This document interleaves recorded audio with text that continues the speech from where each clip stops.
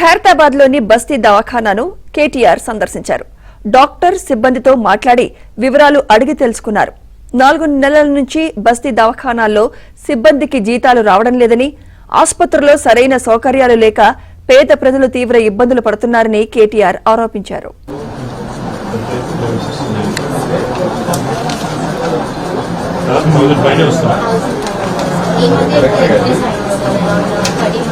మంచి నడిపికి ఎక్కువ పెడుతుంది తల్లి. టైంకి టీకాలు ఇచ్చి మందులు ఇక్కడ పెట్టి ప్రాపర్ గా 108 రకాల మంది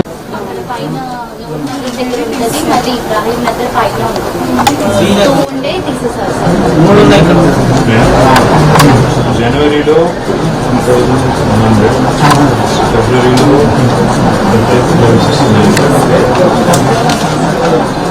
1000 పైన వస్తున్నాయి.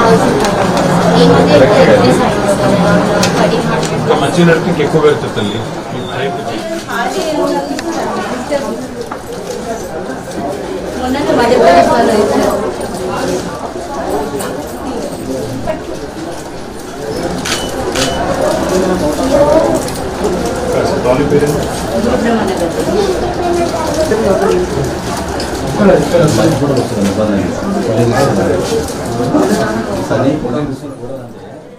సపోర్ట్ స్టాఫ్ తో మా కార్పొరేటర్ గారు మేము అందరం స్థానికంగా ఉండే నాయకత్వం కలిసి మాట్లాడినాం. వారిని అడిగినాం, ఎట్లా ఉందమ్మా పరిస్థితి అంటే, సార్ రోగులు వస్తున్నారు, ఇబ్బంది ఉన్న వాళ్ళు ప్రజలు వస్తున్నారు, కానీ మాకు జీతాలు లేవు. 4 నెలలుగా మాకు జీతాలే రాలేదు. మాకు మరి నెలకు మొదటి రోజే జీతం అని చెప్పుకుంటున్నారు ప్రభుత్వ ఉద్యోగులకు, కానీ మాకు మాత్రం వస్తలేవు సార్, 4 నెలలు అయిందని చెప్పి ఇవాళ ఆ స్టాఫ్ అంతా చెప్తా ఉన్నారు. అట్లాగే మరి మందులు వస్తున్నాయి ఆ టైంకు అంటే 108 రకాల మందులు ఉండాలి, ఎప్పటికప్పుడు అందుబాటులో ఉండాలి. మరి ఇవాళ మేము వస్తున్నామని కొన్ని తెప్పించినట్టున్నారు, కానీ లేకపోతే మందులు కూడా పట్టించుకునేవాడు లేడు. కనీసం ప్రజల ఆరోగ్యం గురించి ప్రభుత్వానికి ఫికర్ కూడా లేదు.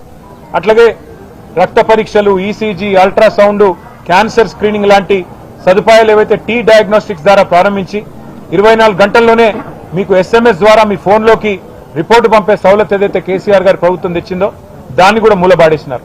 ఇవాళ కనీసం మా ఈ ఆకస్మిక సందర్శనతోనన్నా ప్రభుత్వం దున్నపోతు నిద్ర నుంచి మేల్కొని ఆ ఉద్యోగులకు జీతాలు వెంటనే టైంకి ఇవ్వాలని, ప్రజల కోసం ఏవైతే 108 రకాల మందులు అందుబాటులో పెట్టాలని చెప్పి బస్తీ దవాఖానాలో నిబంధనలు ఉన్నాయో వాటిని అందుబాటులోకి తీసుకొని రావాలని, మూలబడ్డ టీ డయాగ్నోస్టిక్ పరీక్షలు అన్ని జిల్లా కేంద్రాల్లో కూడా తెరిపించాలని, మరి అట్లాగే ప్రభుత్వ ఆసుపత్రులను పట్టించుకోవాలని, ప్రజల ప్రాణాలు పట్టించుకోవాలని.